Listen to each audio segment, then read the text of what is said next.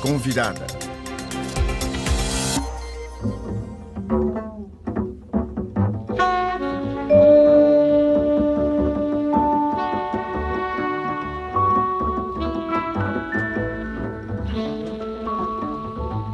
A oportunidade de descobrir ou redescobrir a obra da cineasta Sara Moldorores é o que nos é oferecido com a apresentação da primeira retrospectiva da realizadora francesa e guadalupense em Portugal. Entre 1 e 8 de setembro, o Festival de Cinema Indie Lisboa, em conjunto com a Cinemateca Portuguesa, apresenta uma mostra quase integral do corpo da obra de Sara Moldorores. O trabalho da realizadora, que foi companheira de Mário Pinto de Andrade, poeta angolano e fundador do MPLA, é uma obra marcada por um discurso anticolonialista, pan-africano, feminista e de divulgação da cultura negra. Joana Ascensão é programadora da Cinemateca Portuguesa e uma das responsáveis pela retrospectiva. Joana Ascensão, é possível traçar o percurso de Sara Moldorores de forma sucinta? Esta é uma retrospectiva praticamente integral da obra de Sara Moldorores, daí permitir-nos uma perspectiva bastante abrangente sobre o corpus do seu trabalho, que realiza sobretudo entre os anos 60, no caso do cinema, e 2009, a data do seu último filme. Sara Moldorores nasceu em França em 1929, morreu no ano passado, tendo começado por se dedicar ao teatro ainda antes de se dedicar ao cinema. Cedo ela vai adotar Moldorores como pseudónimo e cedo também cria a companhia Le Griot, a primeira companhia de teatro parisiense composta inteiramente por atores negros. É nos anos 50 também que se aproxima da revista Présence Africaine, onde conhece os poetas e políticos Aimé Césaire e Mário Pinto de Andrade, sendo que Mário Pinto de Andrade virá a ser o seu companheiro. É no início dos anos 60, então já depois desta fase, que resolve estudar cinema e estuda cinema em Moscou, partindo depois para a Argélia, onde se junta a Mário Pinto de Andrade e onde se envolve nos principais movimentos anticoloniais e, em concreto, no cinema anticolonial. Ou seja, Sara Moldorores começa a trabalhar, por exemplo, com Gil Pontecorvo, como assistente de realização do filme A Batalha da Argélia, que é um filme que será essencial para o seu cinema, e para os filmes que realizará de seguida, ainda nos anos 60. Ou seja, Sara Moldorores começa a realiza a sua primeira ficção no Nangambé em 1968, 1969, realizando de seguida duas longas-metragens, De Fuzil pour Rwanda e Sambizanga. O De Fuzil pour Rwanda é um filme que hoje está dado como desaparecido. Sambizanga é a primeira longa-metragem conhecida. Sara Moldorores, depois desta fase mais militante, de que ainda fazem parte uns documentários que filmam na Guiné-Bissau e em Cabo Verde, realiza um conjunto de filmes associados à arte e, em concreto, em grande parte à literatura, um conjunto de documentários sobre escritores e artistas que realizará ao longo de vários anos e que assumem diferentes formatos, ou seja, desde documentários mais longos a documentários mais curtos e reportagens que realiza para a televisão, a par de um conjunto de ficções. Uma questão comum que atravessa o seu cinema, desde essa fase mais militante até estes filmes que acabei de referir, são, por exemplo, uma atenção a questões como a negritude e uma cultura negra, ou seja, todo o seu trabalho, em particular, por exemplo, os vários documentários que dedica ao escritor Aimé Césaire e a outros escritores,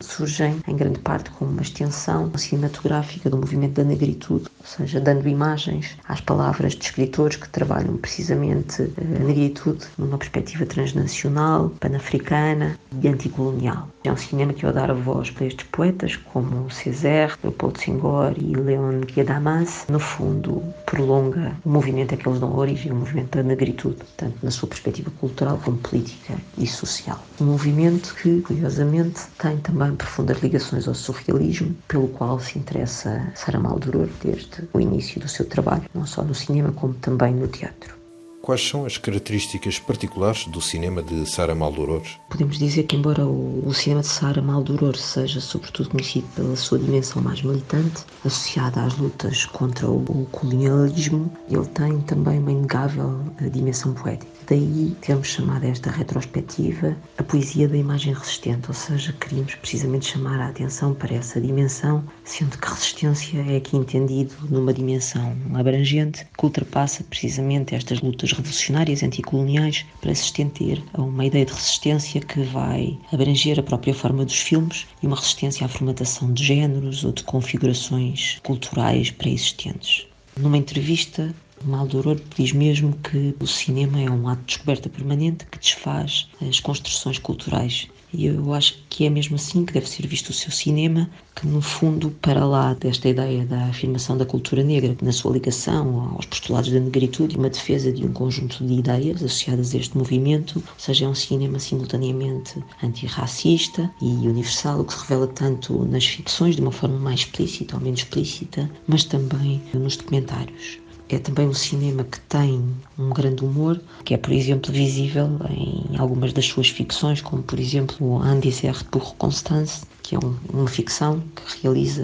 nos anos 80 para a televisão e que parte precisamente de uma desconstrução de uma ideia de imigrantes africanos em França e as suas relações com a cultura francesa. Mas é um cinema que, sobretudo, preserva uma dimensão poética que está presente mesmo nos filmes mais militantes e nos primeiros filmes que têm uma ligação à África lusófona. Monangambé, a primeira obra cinematográfica, denuncia os crimes cometidos pelo Portugal colonizador em Angola, e Sambizanga é uma longa-metragem de 1963, inspirada na vida do escritor angolano Luandino Vieira. São marcos na obra da realizadora. Monangambé e Sambizanga são considerados marcos no cinema de Sara Maldoror, mas também são simultaneamente considerados marcos no cinema africano e, em concreto, no cinema angolano, com o qual se relacionam, dado que são dois filmes que, mesmo que filmados fora de Angola, reportam a realidade angolana. Ou seja, são os primeiros dois filmes filmados no contexto africano por uma realizadora negra. Monangambé adapta uma obra que é o de Luandino Vieira, que é o Fato Completo de Lucas Mateso, enquanto Sambizanga adapta uma outra obra de Luandino Vieira, que é A Vida Verdadeira de Domingos Xavier.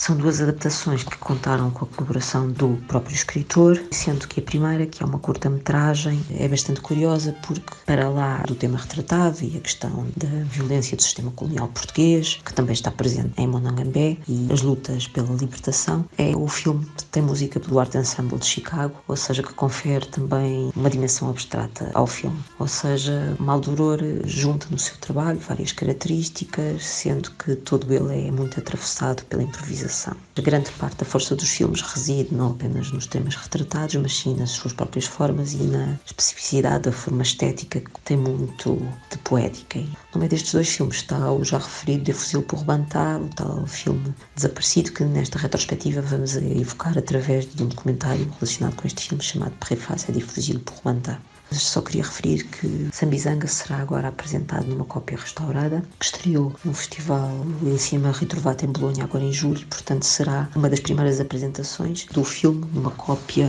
nova, ou seja, poderá ser visto de uma forma que não é vista há muito tempo. O afirmar da negritude num discurso panafricano, feminista e anticolonialista é um mote que atravessa grande parte da produção cinematográfica de Sara Maldoror. Este é um cinema que se inscreve numa linhagem de cinema anticolonial que já havia começado em Argel. Por exemplo, Monangambé foi produzido com o apoio da Frente Nacional de Libertação Argelina e reflete a solidariedade que existia entre os diferentes movimentos anticoloniais e o modo como eles próprios também investiam no cinema. Já referi a Batalha de Argel, de Gil Ponte Corvo, mas há outros filmes que partilham esta mesma atitude e esta forma de contestar o papel dos colonizadores. Mas, no fundo, toda a obra de Maldoror é atravessada pela questão da negritude e por um discurso pan-africano de caráter transnacional, de abordar questões comuns com protagonistas oriundos de diferentes geografias, seja nos documentários, seja nas ficções, que provêm de países e que são produzidos em países tão diferentes como a Colômbia, a Martínica, a Angola, o México, a França, Cabo Verde,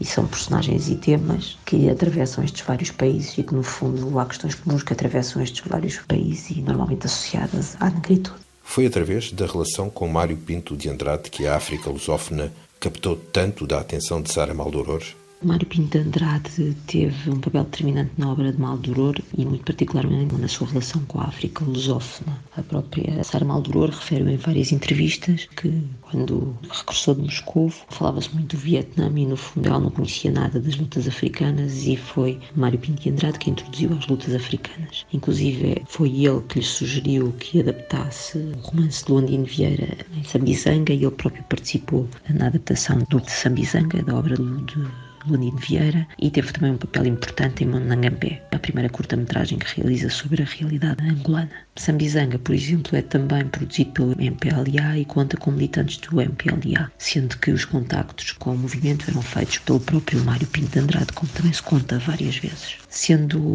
Mário Pinto de Andrade também um escritor, colaborou em vários filmes também ao nível do argumento, independentemente de toda a participação que terá tido na obra de Sara Maldoror e a influência que terá tido no seu arranque e nos seus inícios. Uma outra vertente da realizadora é que nos dá a conhecer retratos de artistas. Grande parte da obra de Sara Maldoror é dedicada ao retrato de artistas das mais diversas áreas, das artes plásticas, à arquitetura, ao teatro e à literatura. Tal é bem revelador de como, para Maldoror, a arte desempenha um papel essencial. Ana Mercedes Hoje, por exemplo, um dos últimos filmes realizados por Maldoror, aborda as raízes africanas da cultura colombiana, na sua relação com a escravatura. Outras 3 curtas-metragens que reunimos na mesma sessão, numa sessão dedicada inteiramente a filmes sobre artistas, sobre Miró, Wilfried Lam e Albert Karlinski, são produzidos por uma série chamada Aujourd'hui en France, sendo que a primeira retrata uma exposição de Miró em França, a segunda também uma exposição do Wilfried Lam em Paris, mas que revela como este escultor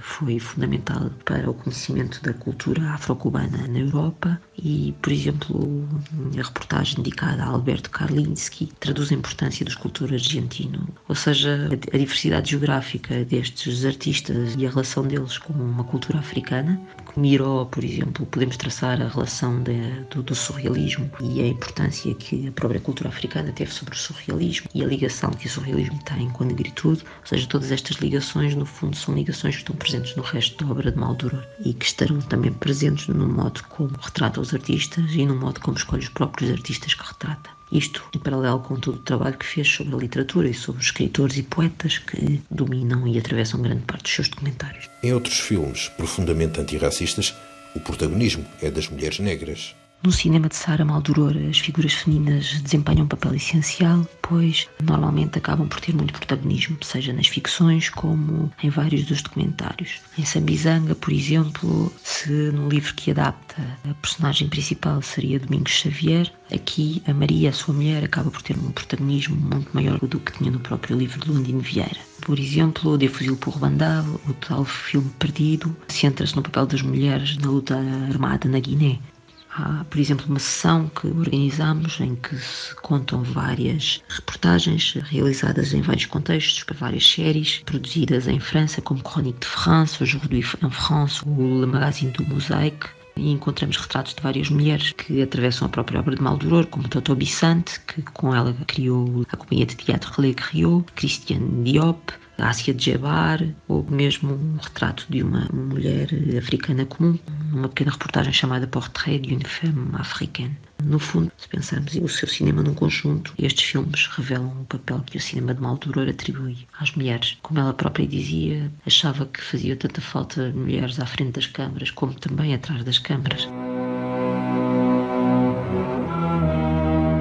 Ouvimos Joana Ascensão, programadora da Cinemateca Portuguesa, sobre a retrospectiva que o Festival de Cinema Indie Lisboa dedica à cineasta Sara Maldoror entre 1 e 8 de setembro na capital portuguesa. De Lisboa, Luís Guita para RFI.